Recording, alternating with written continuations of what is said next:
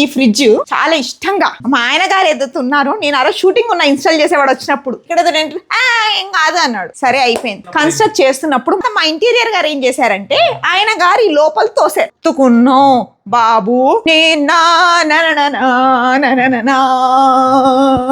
అని చేస్తూ ఉంటాడు.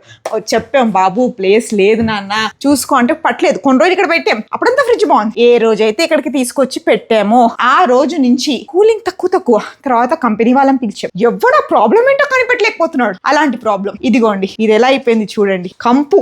ఓకే, ఇది ఆ ఫ్రిడ్జ్ వచ్చే వరకు టెంపరీ ఇలా పెట్టుకున్నా. ఇలా ఉంది చూడిగో, ఐస్ జమ్ అయిపోతుంది. ఒక్కొక్కడు వచ్చి ఒక్కొక్క ప్రాబ్లం చెప్తాడు. ఆరి ఫస్ట్ ఒకడు వచ్చి మీకు ఫ్యాన్లు పోయినాయి అన్నాడు, ఫ్యాన్లు పెట్టాడు రాలేదు. తర్వాత ఇంకొకడు వచ్చాడు కింద మోటార్ పోయింది అన్నాడు, అది పెట్టాడు. ఇంకొకడు వచ్చాడు బోర్డు పోయింది అన్నాడు, అది పెట్టాడు. ఇంకొకడు వచ్చాడు వెనకాలేదో అన్నాడు, అది పెట్టాడు. తర్వాత గ్యాస్ అన్నాడు, అది చేసాం. అయినా కూలింగ్ అవ్వట్లేదు. నేను ఫ్రస్ట్రేట్ అయిపోయా. సో ఇప్పుడు ఫుడ్ అనేది పాడైపోతుంది. నేను ఇలా 2-3 months నుంచి మేనేజ్ చేస్తున్నాను. ఇంట్లో గెస్ట్లు వస్తే కూడా వాళ్ళకి తెలియకుండా కూడా మేనేజ్ చేశాను. నన్ను గ్రేట్ అనాలబ్బా ఎంతైనా.